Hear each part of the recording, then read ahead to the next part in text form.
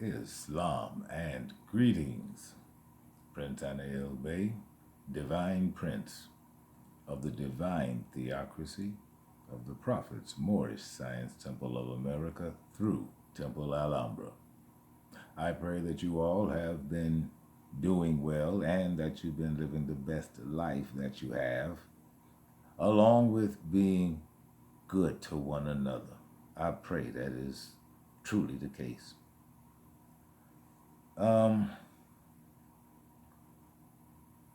Apologies for not getting back to you yesterday. It was a rather grueling day. However, I have the time and the date.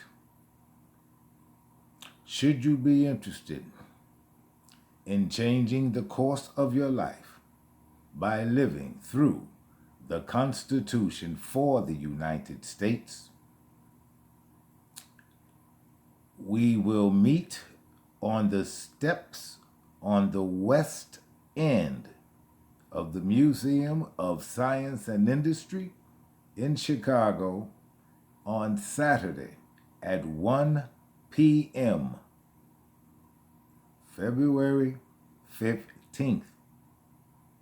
That's February 15th at 1 p.m.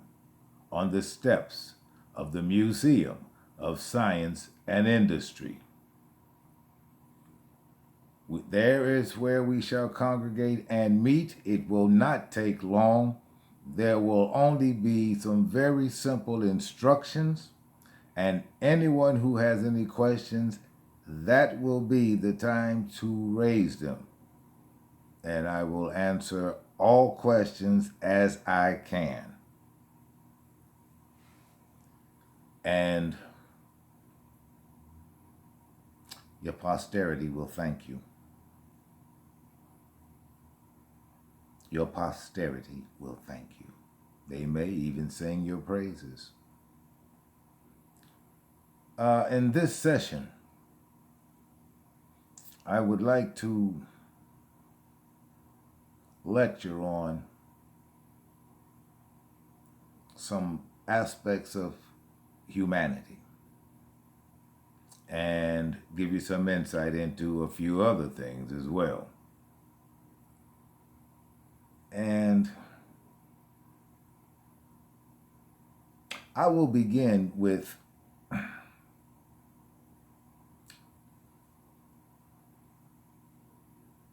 some of those aspects of the degrees that I have been giving you. And the first degree, if you remember, is patience. Patience is the first degree. Patience is also the companion to wisdom.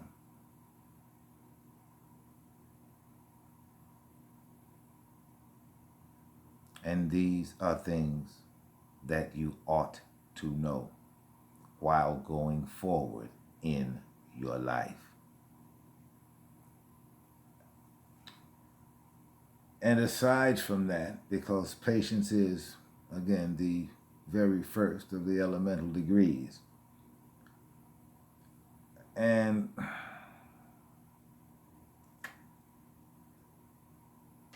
principles are what make a people. And it's people who comprise a civilization. Now, I'm going to recount how the Moors treated the Christians when we ruled, a good part of the earth.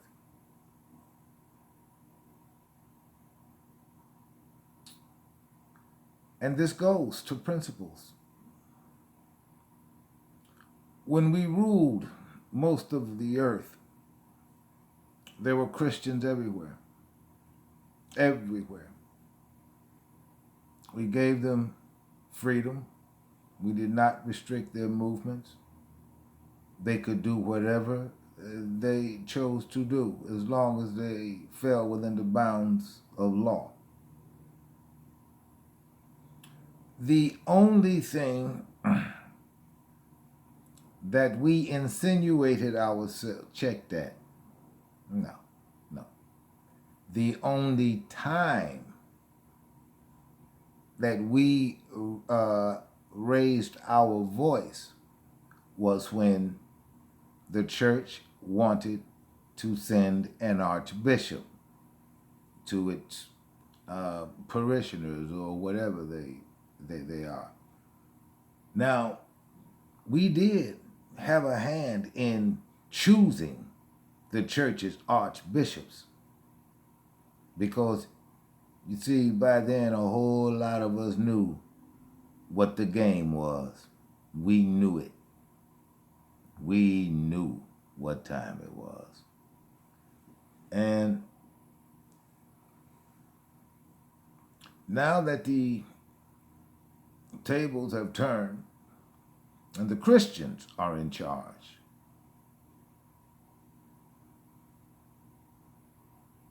the entire thing has gone upside down. Principles. There's principles. And what has happened here in America and across the world, principles are being, I would say, eroded, but in order for there to be erosion, where the succeeding generations that are here are concerned, there was nothing to erode. Nothing. However, principles.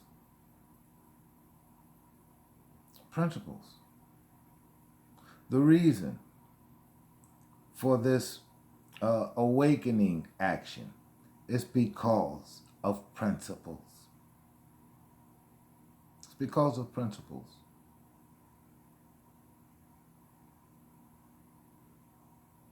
Principles, I cannot say enough about them, and I don't even know where to begin where principles are concerned. That is how valuable they are to a civilization. That is how valuable they are to a civilization. And the principles by which we should live, well, those are principles that people ought to follow if they are, at least going to try to create thought and think, well, maybe I should put my will in sync with the will of the Creator. That is what people should think if they were to think. However, those principles are what should guide a people. The principles in the Constitution for the United States, they were created to guide the United States. Instead, the United States spat on it, wiped itself with it, and threw it in the basement. And they drafted a document that would suit its purposes, but it would disenfranchise everybody on this side of Earth. It would disenfranchise everybody. And it's called the Constitution of the United States. And it is a mockery. It's a forgery, and it isn't even a legal document, even by United States terms. But it uses it. It uses it because what the United States has demonstrated is it is unprincipled. It is not operating by any set of principles. Now, again, I am not preaching hate. I don't hate anybody. And Temple hates nothing and hates no one. No, no, no, no. Because that would be a violation of the law. And I obey. I obey the law and I enforce the law. And so I am not speaking radically against anybody. I am simply telling the truth. I'm simply telling the truth. Because by the very law that prevents me from speaking, radically against anybody, it's by those same laws that I'm bound to tell the truth. And that's all I'm going to give you. That's all I'm going to give you. It is up to you to think about what I am saying to you and to put them together with the other sessions that we have had. Now, if you were principled, the principle that you would be operating under, if you were doing this, you would be operating under the principle of knowledge. And the principle of knowledge is a very wise principle for one to adopt. It was, how do I put this? In analogous form. It was what would be compared to a required course at the university at Timbuktu. And the Grand Osa Library at Timbuktu, before it was destroyed, there were some records. Not all of the records at the Grand Osa Library in Timbuktu were destroyed. And for those of you who are interested, Timbuktu was in Adelphi. It's now called Pennsylvania. And that is where Timbuktu was. That is where the great university and the great Osa Library was in Timbuktu. And there were libraries here. They were further downstate in a place called Alexandria in Egypt. There's a hell of a library down there too. But back to principles. On the 15th of February at 1 o'clock p.m. on the steps of the Museum of Science and Industry, we are going to reawaken people to the principle of freedom instead of trying to eke out an existence under an oppressive mock-up of the Constitution called the Constitution of the United States. On the 15th of February at 1 o'clock p.m.,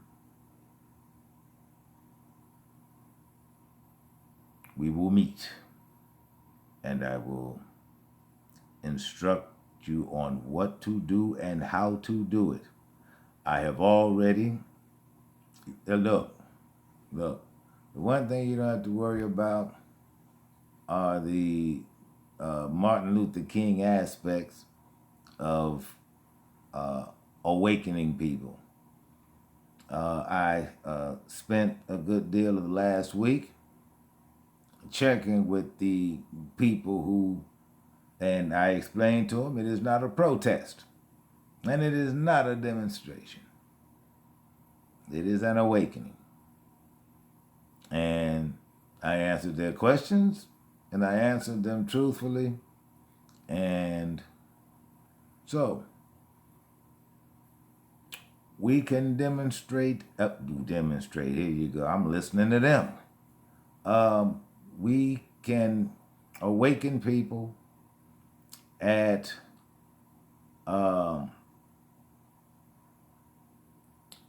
Dearborn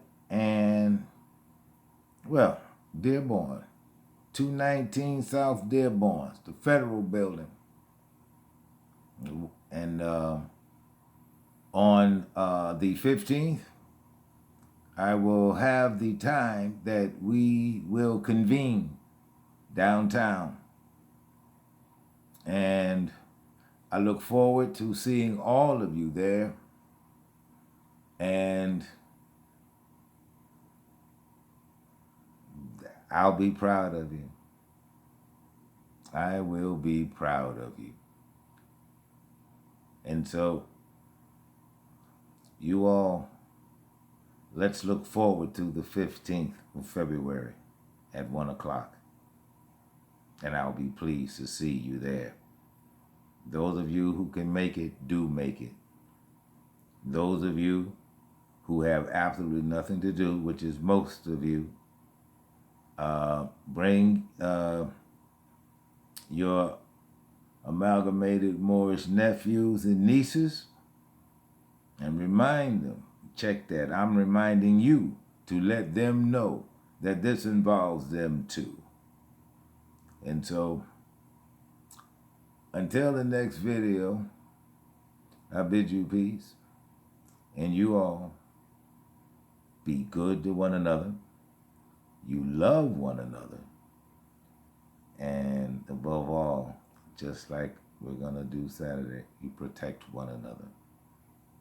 I bid you peace.